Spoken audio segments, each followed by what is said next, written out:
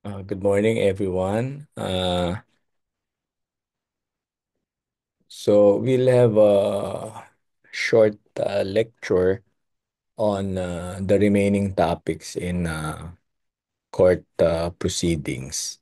Now, in our last discussion, we made mention of the initiatory pleadings that are usually filed, as well as the options available in the interim.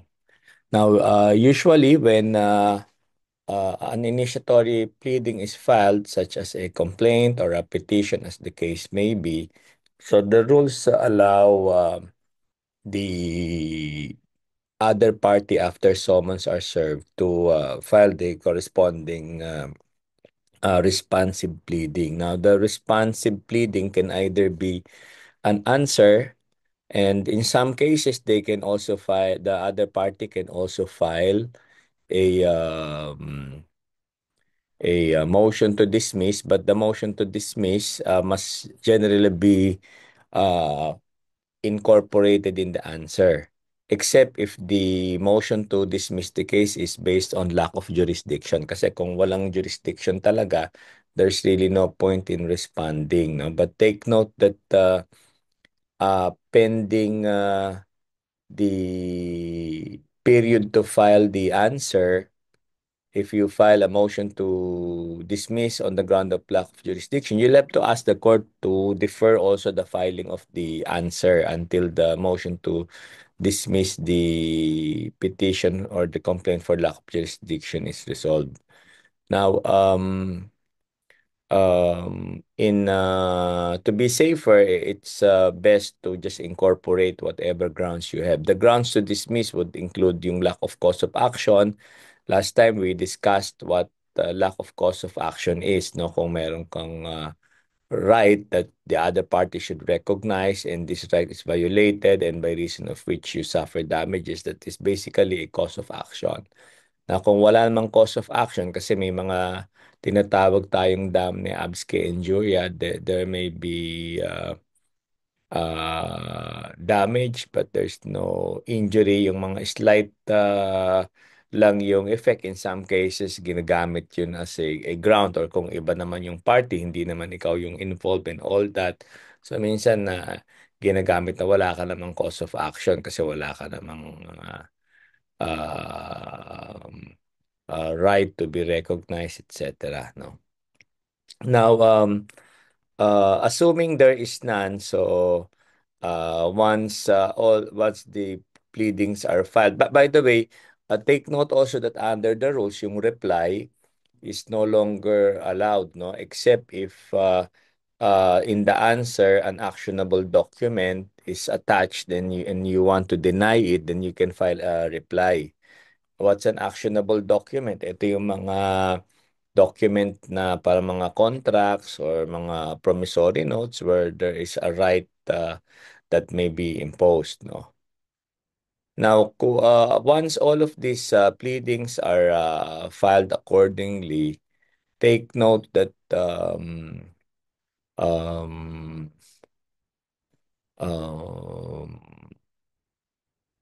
before, supposedly the court will set the case for pre-trial proceedings, no?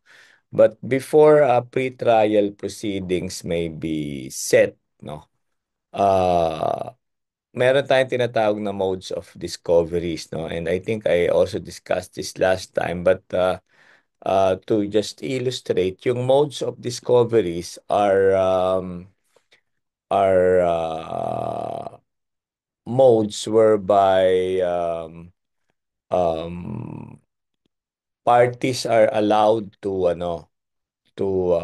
file either production of document, or you can compel the other party to respond. So examples of this, this is an example, no?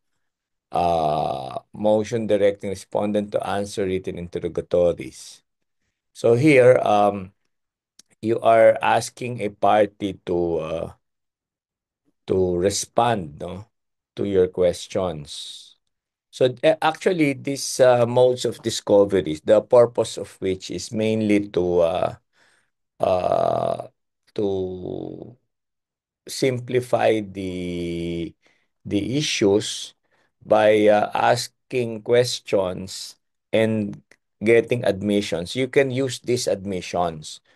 And likewise, you can also use whatever documents that you requested to be produced. No? So ito, example nito, this is a case involving a nullity of a foreclosure proceedings. And in this particular case, so the complaint alleges that there was no notice on the interest rate that the bank is supposed to serve. So we ask for the documents on those notices. Yan, what if any is your proof of this notice, etc. Yan. And then, of course, you will assume kung yes yung sagot. There was also a question in this petition because the amount was sobrang laki. So, yan. Um, may mga questions din kung anong basis nung naging computation, etc. Ayan, no? Yung breakdown, 'di ba? Etc. So this is an example of written interrogatories, no? Now, another example of which is this one then, no?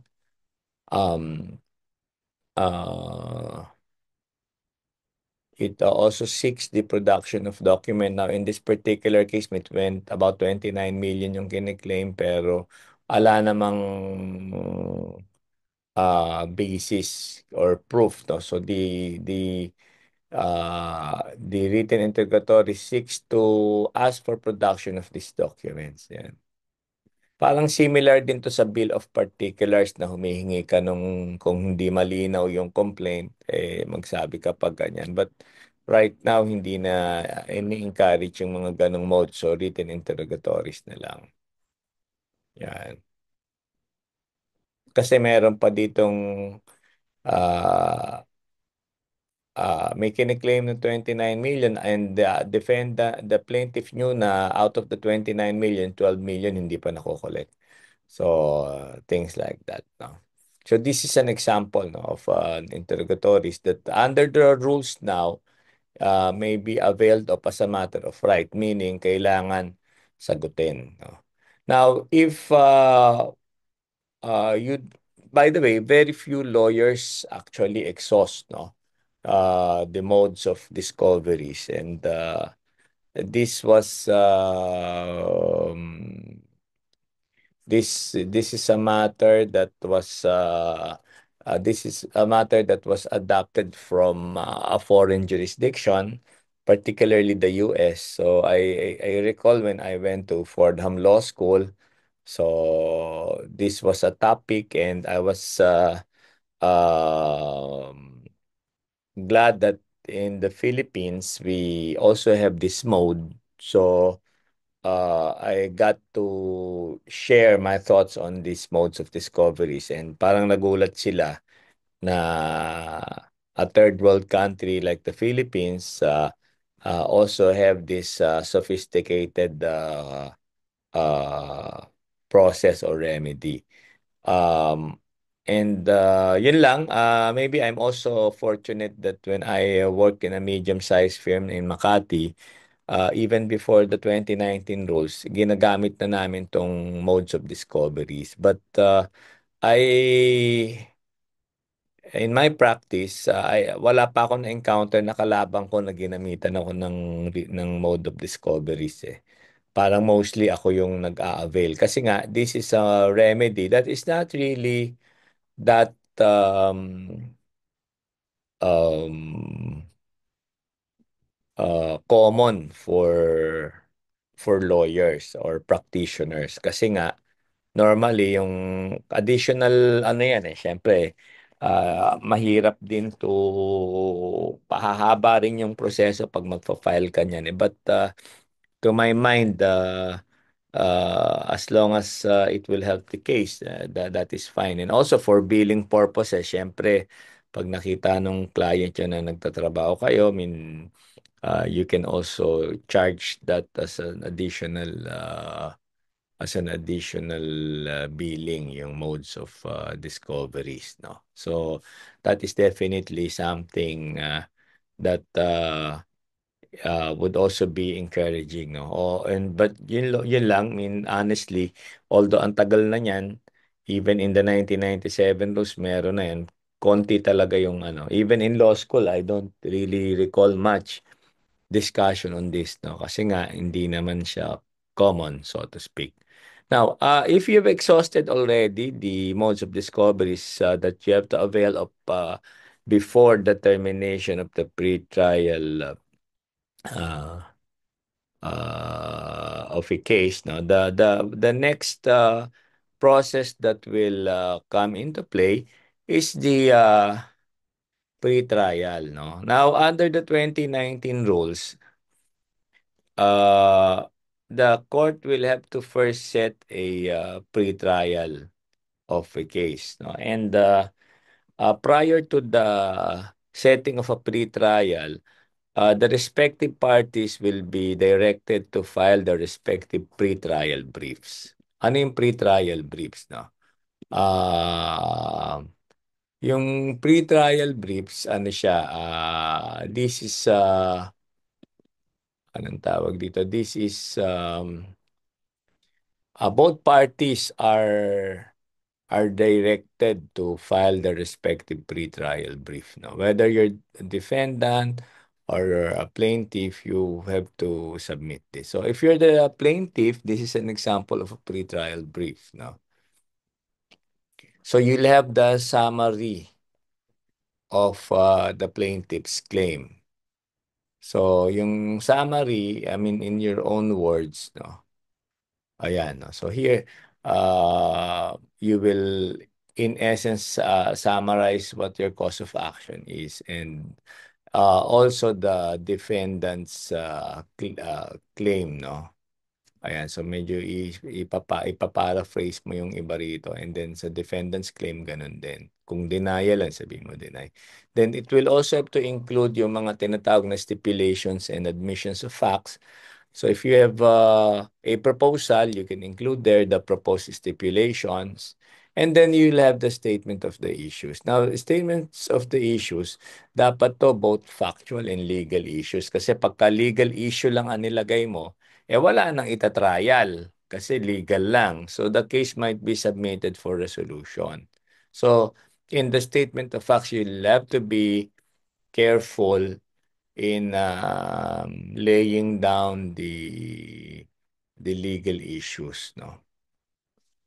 So here, these are factual issues, no, whether or not notice is necessary, etc. Ayan. Ayun. So more or less lahat ng pwede mong ilagay, no. And then of course, the other legal issues would include yung liable but to pay damages kasi these are the legal consequences, etc. And then in some cases, you will include the applicable laws and jurisprudence. Kaya lang ako, as a matter of practice, nalagay ko na lang in general, no? Laws and jurisprudence, no? But of course, if you want to highlight specific Supreme Court decisions that you think are applicable, then you can also include that. Then, of course, the witnesses, no? Ayan. So the witnesses will have to be included and the nature of their testimonies. Pero yung sa nature of testimony, hindi naman kailangan specific. So dito, ano na lang, kahit mga general. No? And the documents. No? And of course, the documents, normally, since under the rules, no, the documents should already be attached to the judicial affidavit on record. So may mga markings na siya. But in many cases, class, no, there might be along the way additional documents that you wish to mark. So pwede ka rin naman maglagay ng additional. Tapos sasabihin mo na lang na i-revise mo na lang yung judicial affidavit. Because in the pretrial, remember, rules of procedure are not always meant as a bar to ferret out the truth. No,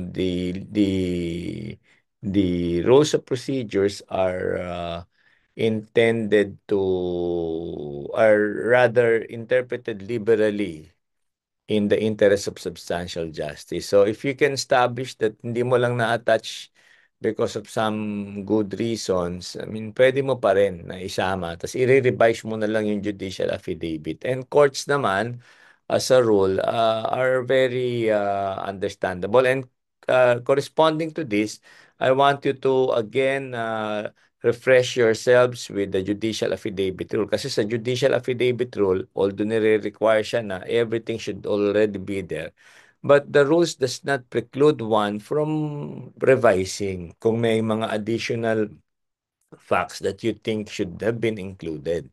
Kagaya nga nito, kung may hindi ka nasamang mga exhibits, isasama mo na lang. No? And of course, since yung sinabi natin kanina, yung modes of discoveries yan, you can also include there, no? And you have to do it before the termination of the pre-trial, no? Yung modes of discovery. And of course, the trial dates, etc. Yan. Now, if you are, on the other hand, the defendant, you are also bound to submit a pre-trial brief for the defendant. Yan. So, ganun din. Of course, normally, if you're the defendant, syempre, sasummarize mo lang yung claim ng plaintiff. Tapos yung sa'yo, ganun din, sasummarize mo rin whatever position you have.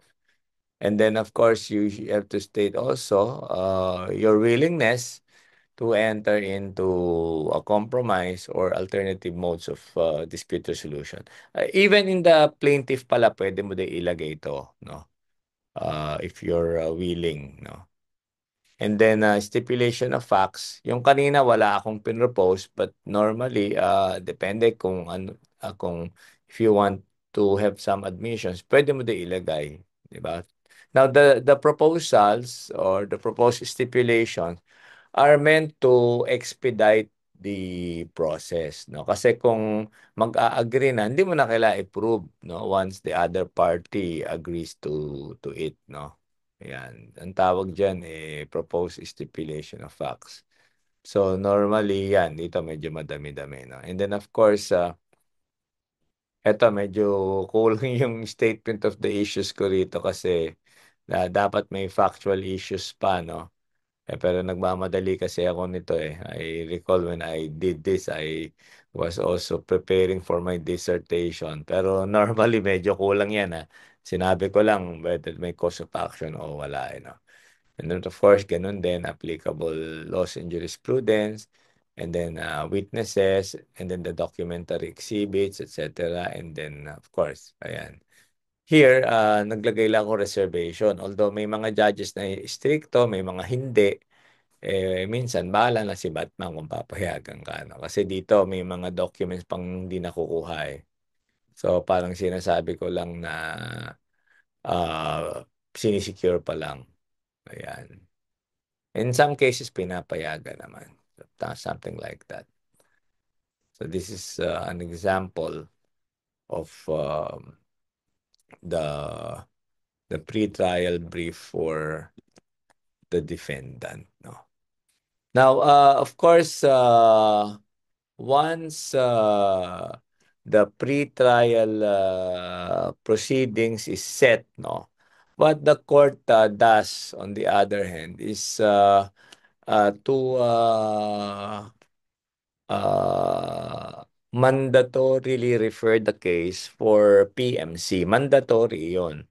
When you say mandatory, the court has no choice but to refer the case for mediation. Yung PMC or the Philippine Mediation Center is required, no, under the rules. Ito yung sinabi natin last time, 'di ba, na meron tayong meron na tayong ADR or Alternative Dispute Resolution. So etong Alternative Dispute Resolution, if you recall, no, ito yung court annex mediation. The court annex mediation and arbitration. Yan. And historically, Nagsimula nga lang yan sa katarungang pambarangay, and then later on, na-adapt pa yan. So take note of these rules, no? Even in criminal cases. And of course, take note of the role of lawyers, no? While lawyers and counsels are not uh, prohibited from participating in the court annex mediation and JDR, and even during the alternate and ACM court mediation, the guidelines are define the role of lawyers in coming JDR as that of advisor and consultant to their clients. They are encouraged to drop their combative roles in the adjudicative process and to give up their dominant role in judicial trials in order to allow the parties more opportunities to craft their own agreements. So here, um, take note, class, that yun nga, lawyers are supposed to be peacemakers. And what I always say, no, we have to be peacemakers also. So, ako, I would say that a greater percentage of the cases I handled are resolved amicably. And to my surprise, I do encourage other lawyers who are not very encouraging in the settlement of cases, no? Minsan nagugulat ako, meron ako mga pinalitang lawyers. Then when I start reaching out to the other party, then that's the only time they will tell me, eh, kasi yung dati naman ng lawyer, hindi naman who binanggit sa amin yan, eh, etc. So may mga lawyers kasi na maybe they really heavily rely on the appearance fees or the billings in a trial of a case, kaya hindi nila in-encourage yung pagsisettle. Pero ako, I take a different view, kasi kung masettle ang isang kaso, kahit sabi mong wala ka ng kikitaing appearances, in some cases naman may mga darating na bago. And when your clients realize that you're the type of lawyer who do not delay cases because for their best interest, eh, gusto mo natatapos ka agad, they will appreciate you even more. And when they appreciate you even more, then they become your ano, yung agent mo sila. In a way, sila yung magpo-promote sa services mo. You'll get more clients. So along the way, ano, tsaka minsan, syempre, in the engagement that you enter into, make sure you put a reservation to charge premium fee, that in the event of any settlement or any monetary gain, you get a little percentage on the settlement. So definitely may kita ka. In fact, in one of the shortest cases I handled, no, I assumed the case during mediation, and in that mediation processes, um, ano ako, parang naka two hearings lang ako, and quite surprisingly, the party litigant, I think during those times, may napapanood siguro niya ako. So, nakilala niya ako. So, then of course, I try to flex and tell her na, dapat talaga i-settle mo to." Then, we settled for 10 million. And I get, I think, a 15% premium fee for that. Although tinawaran ni client ng 10% payable in a year, okay na rin. Kasi, two hearings is not really much of an effort. So see, there are some cases when these mediation processes can likewise work for the lawyer. So never discourage that, no. It's important to allow that process. And under the rules, no, generally 30 days lang, pero na-extend naman ng mga court mediators. Now, etong mga court mediators na to under the Philippine Court Mediation, ano ito, they undergo training under the PMC. So, meron tayong Philippine Mediation Center. Even non-lawyers can undergo training. Tapos pwede din kayo mag-volunteer. So para kayong nagme-mediate. Hindi kayo judge because judges decide on cases. Sa mediators, hindi. Parang wini-weigh nyo lang. And of course, always remember that in a mediation process, when mediation succeeds, it's a win-win situation oftentimes, no? Kasi, you win some, you lose some, but in the end, you still win something. Unlike if you go to a full-blown trial, um, the chances of winning is there, but the chances of losing is also there. And when you lose, um, wala kang makukuha. And in some cases ako, sinasabi ko sa kliyente ko, yung isang kaso ko, no, syempre, talo yung isang defendant na summary judgment. Pero hindi pa tapos yung kaso kasi dalawang defendant. So sabi ko, pwede pang i-appeal yan and all. So ultimately, pwede kayong manalo pero kung sarado na yung kumpanya, there's really not much remedy you can avail of. So sa dulo, kung i-appeal at i-appeal, aakyat pa ng Korte Suprema, abutin ng napakadaming taon, better na to settle, get to a middle ground. So at least hawak mo na may pera ka na, negosyo mo, kung negosyante ka, mapapalago mo pa. So, kesa nag-aasa ka ng sobrang laki, tapos may risk ka na wala ka na rin makuha. No? Kasi posible yun eh. Pwedeng panalo ka sa papel, but in actuality, talo ka pa rin. So, sometimes pride isn't everything. So, you have to be practical at times. So, in entering into a settlement, there is really practical consideration to it. No? Now, aside from this, um, uh,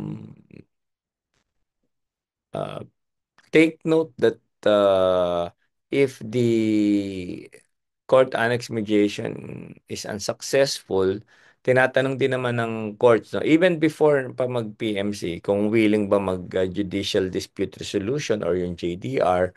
And of course, oftentimes naman, you don't antagonize the judge. Hindi, wala na akong settlement. So, inaalaw mo pa rin. So, yun naman yung tinatawag na JDR. Ito yan. So, although this was based on the old rules, under the new rules now, ibang judge na yung hold, no, ng JDR. Okay? Um, by the way, even in the Court of Appeals, no, meron pa ring court mediation, annexed court mediation, or court annex mediation, ano. Ayan. Now, what happen if successful siya? So, nagkakaroon ng compromise agreement. And in the compromise agreement, you can state there that failure of the party to comply with the compromise agreement will result into an execution. So, may decision ka na kaagad. So, mangyayari, there will be a judgment based on compromise. Okay? And of course, the term should not be contrary to law. Yun lang naman yung importante. Okay? So, eto yung dating rules, no? Kung hindi siya successful, mag-i-inhibit pa ba yung judge and all. Now, that was taken away, no? By under the new rules. So, under the new rules, ibang court na talaga yung mag-handle. So, babalik dun sa court of origin. And then, trial now will proceed, no? Now, in the trial of a case, no? Take note that uh, hindi na maging successful. So, during the final pre-trial proceedings, ita-terminate na ng court and then isi-set na yung case for trial. In which case, the defendant will be given the corresponding dates, no? For presentation of plaintiff's evidence and then defendant ganun din. Although there will be corresponding dates, no? But sometimes minsan because of supervening events, nawawalan ng pasok, ng hearings, yun na-extend naman accordingly. Now, what happens during this stage of the proceedings? So, sa plaintiff's evidence, as in defendant's evidence, nagsisimula ito sa presentation of testimonial evidence. Ano yung testimonial evidence? So, yung mga witnesses that have been named will be presented for examination. And nagsisimula ito sa tinatawag nating direct examination.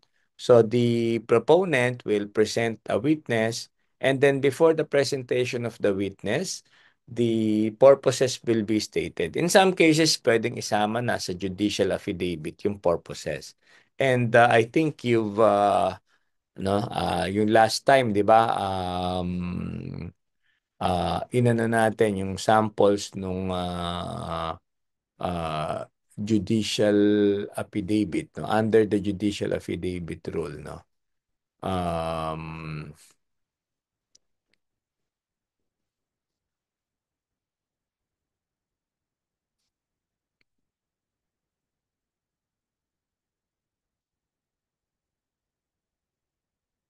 so, ayan. So, take note of this judicial affidavit rule, kung ano ba yung mga nire-require dyan, no? And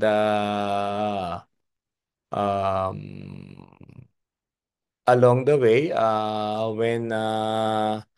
anong tawag dito? When presenting a witness based on a judicial affidavit rule, as I said, no, yung purposes nga are to be stated already. Now, I'll give you an example of a judicial affidavit. No? Um,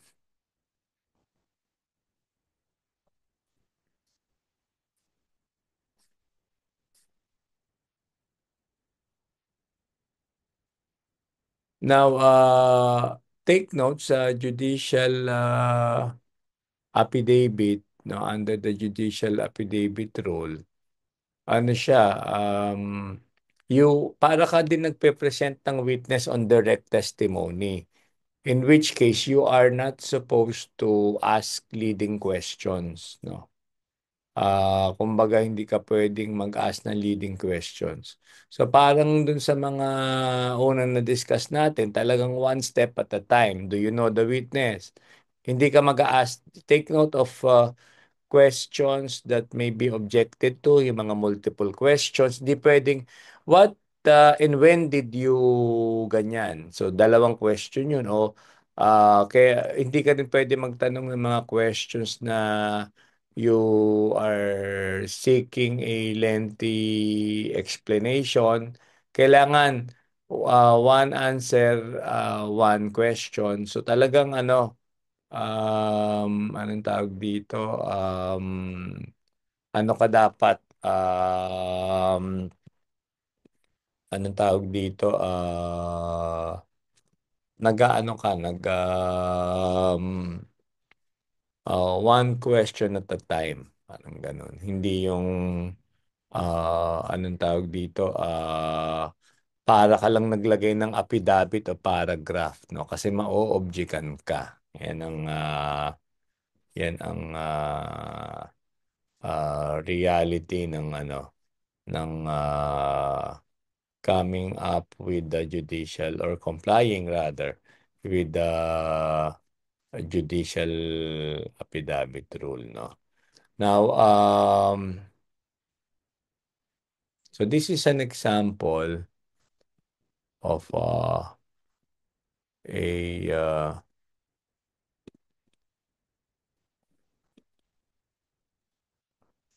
judicial affidavit, no. uh, Now,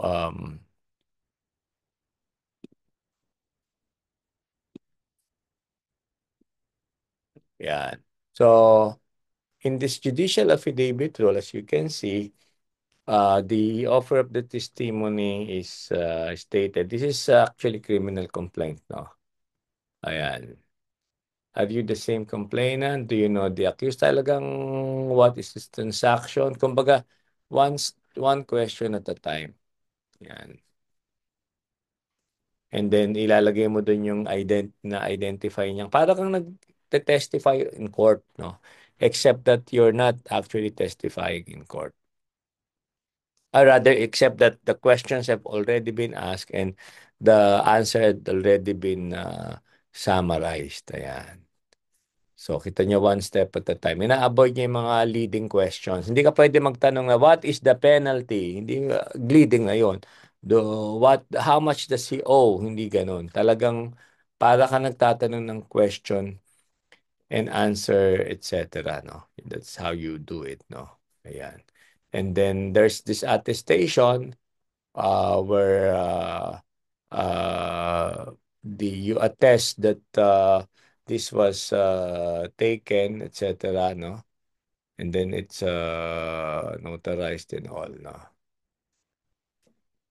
and then of course the marked documents have to be attached to it. Ayan, yung mga pinapa-attach yung documents. So these are examples, no, of a court of a judicial affidavit that are submitted in court. Now, after the presentation of the witness on direct examination, this will be followed by cross-examination questions by the other party. So, i-cross-examine mo siya on the basis of the judicial affidavit. But take note that prior to presenting the witness, if you're on the other side, kung may mga objectionable questions ka, kailangan i-raise mo kaagad. So before the witness is to identify the judicial affidavit, magre-raise ka na ng objections mo. And the court, as a matter of course, must make the ruling. Now, if matapos yun, saka mo lang mapipresent yung witness. And in presenting a witness on direct examination, you will just have him identify the judicial affidavit. Do you remember executing a judicial affidavit? Yes, sir. If shown to you, can you identify? Yes, sir.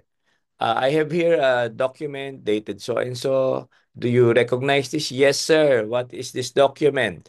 That's the document I signed, sir. Or minsan, ililid mo na, is this the same document you are referring to? Yes, sir. Puro yes lang na yes. And then once it's identified, sabi mo, you remember identifying exhibits attached to the judicial affidavit? Yes, sir. These are exhibits A to so and so. Are these the same documents? Yes, sir. Pag ma-identify mo na lahat yan, then sasabihin mo na sa court, Your Honor, with the identification by this witness of his judicial affidavit, may we request that the judicial affidavit dated so and so, along with the exhibits, be considered as a part of the direct examination questions or the direct testimony. Sabihin ng court, the same is granted. Oh, and then cross-examination na. Sometimes, kung sobrang haba ng judicial affidavit, you can ask the court for deferment, no? Or you can start and then kung kulang oras, sabi mo, Your Honor, for lack of material time and to accommodate the other cases, can I just ask for a deferment? Ganyan. And then kung hindi naman at pinatuloy ka sa cross-examination mo, yung cross-examination yan, pwedeng leading yan kasi you're trying to test the credibility of the witness. So, diyan mo na i-demolish yung testimony. Ako, in my practice, I usually attack the cross-examination both on procedure and substance. So, dun muna ako sa how the judicial affidavit was crafted.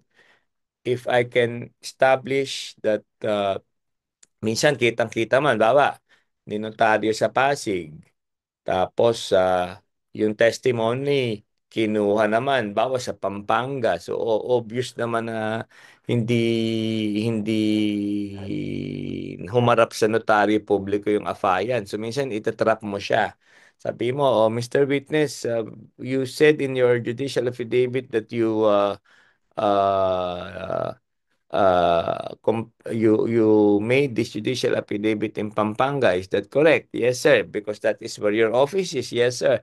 As a matter of fact, you never left your office in Pampanga after you prepared. Yeah, of course, yes, sir. And of course, you do not know a certain attorney so and so. Eh, pag sinabi niya hindi niya kilala, yung nagnotaryo, di patay na. Minsan matataranta yung kalaban mo. Pagka nataranta si kalaban mo, parang mag-aano na yan, magre-react na yan, masisira yung deportment niya. So minsan ako nangaasar lang, parang sinasabi ko, well, Your Honor, under the judicial affidavit rule, if the lawyer is found to be making misrepresentations, even the lawyer can be sanctioned. So kasi hindi dapat yun truthful ka. Eh kung sinasabi mo na pinalabas mo na nag-subscribe siya sa Manila. Tapos kinuha yung testimony sa Pampanga tapos hindi pala totoo, nagsisinungaling ka. Although it's really not well, it's in so far as the case is concerned, hindi na masyado siyang material kasi ina-affirm mo naman in open court. But for purposes of strategy, pwede pa rin yun. So minsan tatanungin mo rin, lalo na kung if the judicial affidavit was crafted very lawyerly. Obvious naman na hindi ang gumawa, yung parties, pwede mong i-attack siya noon. Do you understand the word ganyan-ganyan? Because you did not prepare this, is it not? Okay, minsan tanongin mo, how did you prepare the judicial affidavit? Kung hindi siya na-brief, at ang sinagot niya, eh, si attorney lang po gumawa niyan, edi sira na yung credibility ng witness. So, formality, then you go to the substance. Now, after cross-examination, the other party will be given a chance to restructure the question. Kung may nasira, may na-prove ka during cross, pwede kang mag-redirect examination. Sa redirect, kung ano lang tinanong sa cross, yun ang pwede mong tanungin sa redirect. And then sa re-cross examination, ganun din. Kung ano yung sinabi sa redirect, pwede mo namang erase sa recross. And then after ng recross examination, tapos na. Go to another witness. So forth and so on.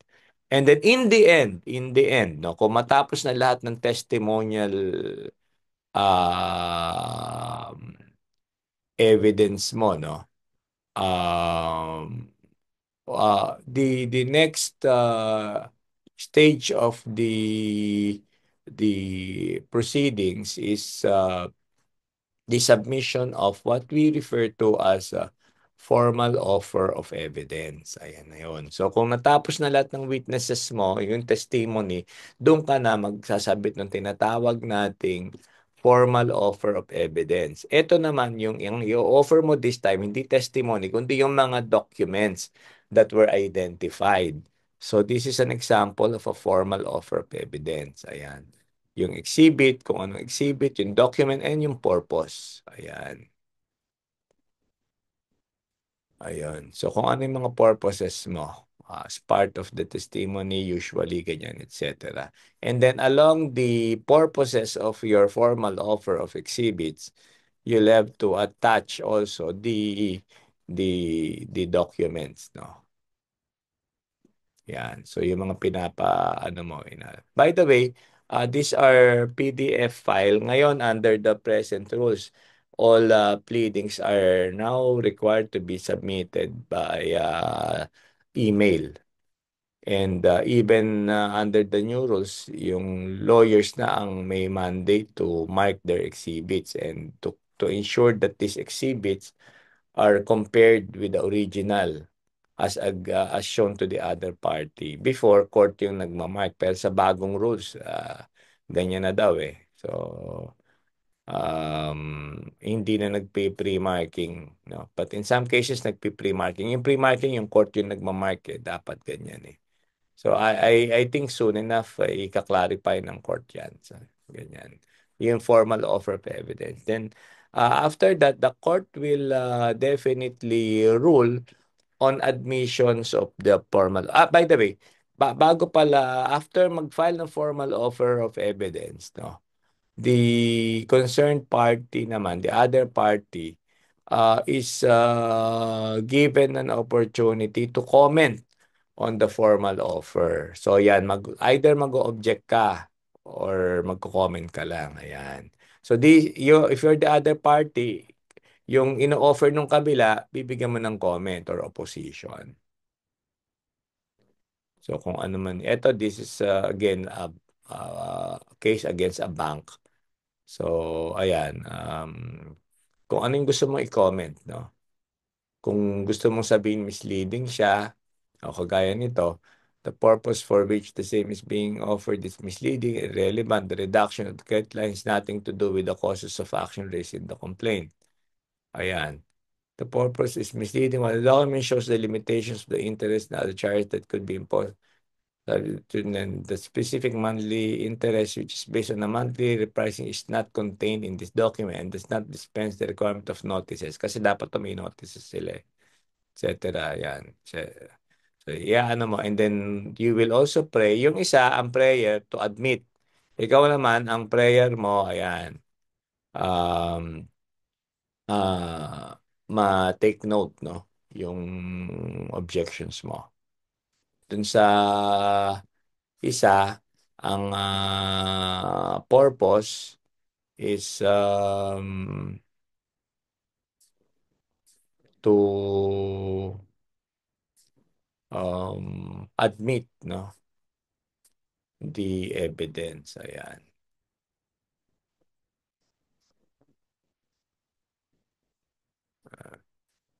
Be admitted. Yan.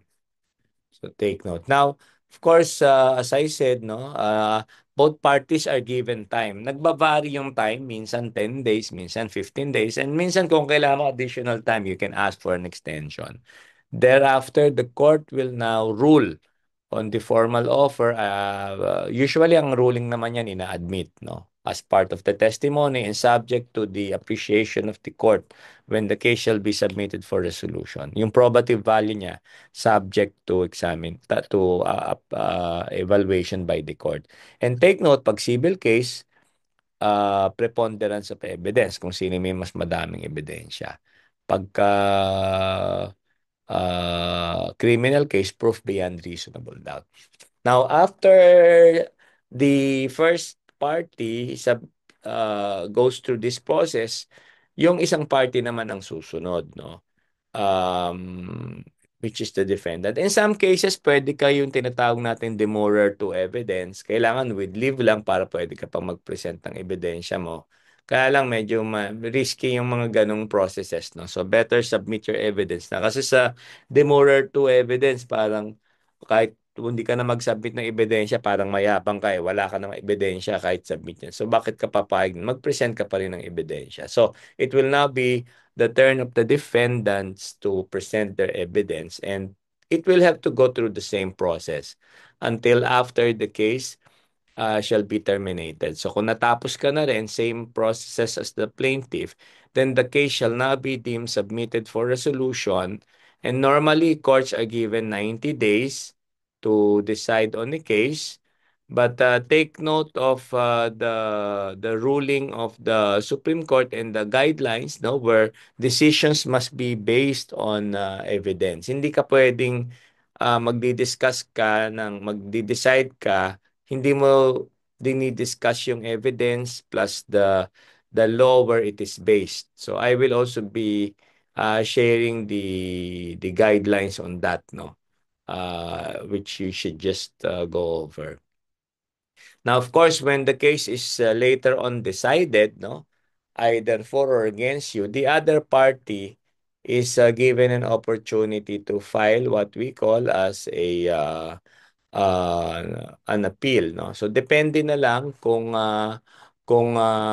sino yung inyong nire-represent. Kung ang nire-represent nyo ay kung ang proceedings is um, before the MTC, then the notice of appeal will be filed in the same court. Tapos ang appeal niyan sa ano na, sa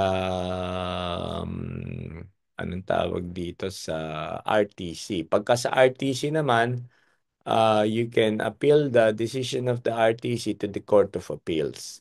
And then if you get an adverse decision either from the in its appellate ruling, you can appeal it to the next court as a matter of right, no, yung pag-appeal mo is ano. But in the Supreme Court normally, Ang Supreme Court kasi normally question of law lang eh. So minsan talagang kailangan you have to craft your notice of your appeal before the Supreme Court in such a manner na talagang worth na dapat madesisyonan ano. Kasi yun nga medyo anong tawag dito ah mahirap no ang mag-appeal no. Kumbaga, but of course it's important to exhaust no everything no. Mahirap naman yung tatanggapin mo na lang kaagad-agad yung kaso. So mas maganda pa rin na you appeal the same no. Whether it's civil or criminal no, you can file an appeal no. So an example of an appeal that you can interpose. So ito yung example ng appeal no, if it's a criminal case yan, notice of appeal. So you're appealing the decision. Normally, by the way pala, bago ka mag-appeal, pwede ka rin mag-ask ng reconsideration ah. So, kung ma-deny yung reconsideration mo, then you can elevate both the denial of the motion for reconsideration and the appeal. So, this is a criminal case, but for qualified theft, no, which I handled on appeal na. And yan, in 2024, the case was finally resolved by the Court of Appeals, reversing the ruling. So medyo mabigat din ang kalaban ko diyan, no? Akra. Pero na-reverse siya on appeal. So acquitted yung uh,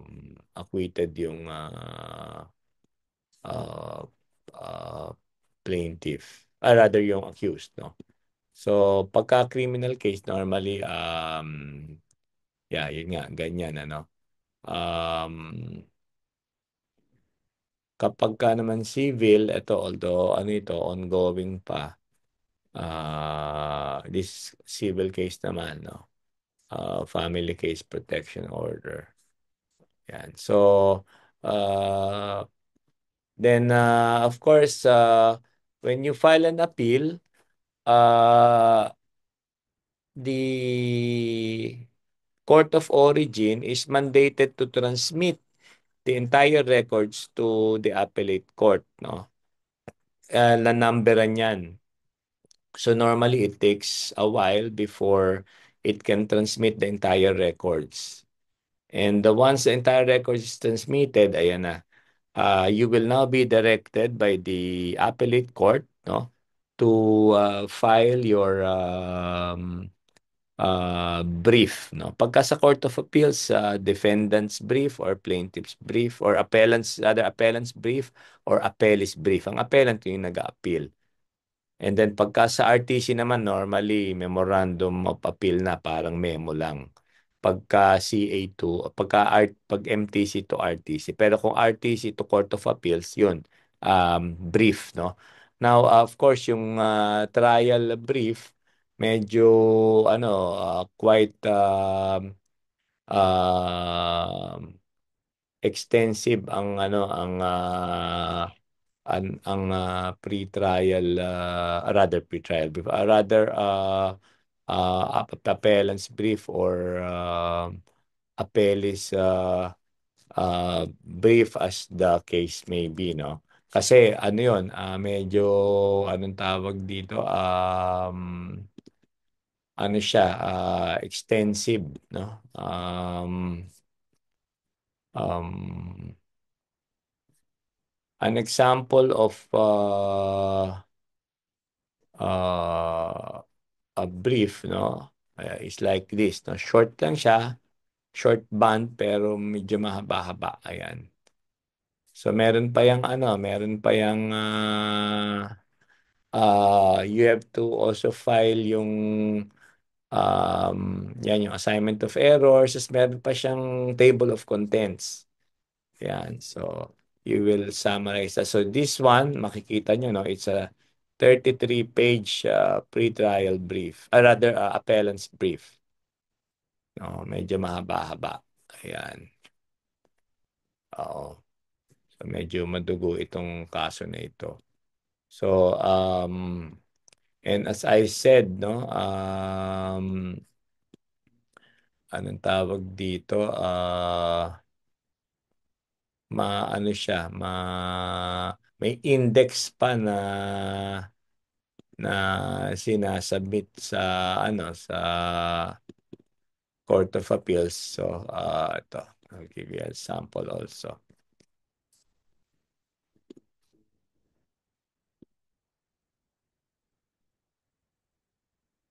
Aha.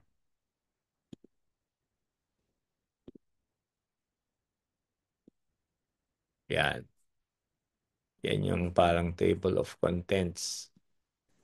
May subject index, jurisprudence cited, textbook, statute cited, etc. May reference sa page. So, parang kang gumawa ng thesis when you file a brief, no, before the Court of Appeals. Kaya medyo it's a bit exhaustive, and because you're trying to reverse, no, the ruling of a lower court, kaya kailangan maganda ang iyong brief. So, ang tawag diyan advocacy, no. Kaya importante sa lawyers, hindi lang yung oral advocacy kundi written advocacy. The uh, appellate practice is also a different ball game kasi hindi ka naman nag-a-appear doon, hindi ka nagsasalita. Normally, wala naman trial. So, kailangan maayos ka gumawa rin ng pleading. So, as a good trial practitioner, you should be both exceptional in oral and written advocacy. Now, when you submit that appellant's brief, no, the other party is mandated to file an appellee's brief naman. And in the appellee's brief, kokontrahin mo yung sinasabi ng kabila. And then the case will be submitted for resolution. But sometimes, by the way, no, just like in the ordinary trial courts, meron ding meron ding mediation sa Court of Appeals. In some cases, nagmi-mediate din doon. So when cases are heard on mediation, meron din silang court annex doon. Pwede pa rin pwede pa rin mag-settle. And it's also mandatory in the Court of Appeals, no. Now, uh, if no settlement is made and cases are thereafter resolved, no, mag-decide ng Court of Appeals. And similarly, you also have 15 days to file a motion for reconsideration, and then if there is ground, you can elevate the same further to the Supreme Court. Although as a rule, in the Supreme Court, they entertain petitions for review on questions of law. Now, by the way, in some cases, even in the course of the proceedings in the trial court, kung merong interlocutory orders na ini-issue, ano yung interlocutory? This is not yet the main case. Ito yung mga, dininay yung formal offer o uh, nag-request ka ng interrogatories, dininay, you can go to the Court of Appeals and file a petition for certiorari or certiorari. So when you read cases, may nakikita kayong petition for certiorari under Rule 65. Ito yung extraordinary remedy that seeks to assail these types of orders, which you have to show have been issued with grave abuse of discretion amounting to lack or excess of jurisdiction. Ibig sabihin, sumobra sumobra ang trial court in issuing this. Dapat hindi ito in-issue kasi wala itong basis, no, against jurisprudence, against the law. Talagang grievous yung ginawa, kahindak-hindak pero or kahindik-hindik. Kasi kung ang decision naman niya parang error in judgment lang, that's not a ground for a petition for certiorari. or certiorari. Now, if you're lucky, your case is decided by the Supreme Court and it's reversed, then good for you. If not, execution will follow, and in the execution, take note that the execution of a case, no? Execution of a case um, um, is the ultimate ano, it is the fruit of the case, no? Kaya ano yan, this is another legal process for the plaintiff or the defendant, as the case may be, to be able to eventually see the fruits of the labor, no? So yan yung this is the final stage of a legal process where the court's judgment is enforced, no? Now, although ano yan, there is still a proceeding before the lower court to is to execute the decision, pero ito na yung ano, as lawyers, may mga lawyers na nasa-sanction because they try to prevent the execution of cases. Dahil nga as lawyers, you should not prevent, no, kung yun na yung ultimate ultimate price sa pinaghirapan, wag mo nang pigilan, sundin mo na lang. So kung ang kliyente mo ayaw sumunod, you have to advise the client that this is now the this is the end of it. So, hindi na pwedeng mag-file ng kung ano-ano. In some cases, kung halimbawa ang ini-execute medyo yung court beyond what was decided upon, yan, you can question that. But ordinarily, if the execution is limited to the corners of the decision, then you have no choice but to follow and abide by it. You have the legal, moral, and the duty as a lawyer to abide by the decision. Otherwise, you might run the risk of being sanctioned. And there are cases decided by the Supreme Court, no? Pinrevent ng lawyer yung execution kung ano-anong pinagpapile para lang madelay, sinanction ng Supreme Court yung lawyer. In some cases, sinususpend pa and all. All right, so I do hope that somehow you are able to understand in a brief overview what our court processes is, no? So maraming salamat and good luck to all of you. Thank you.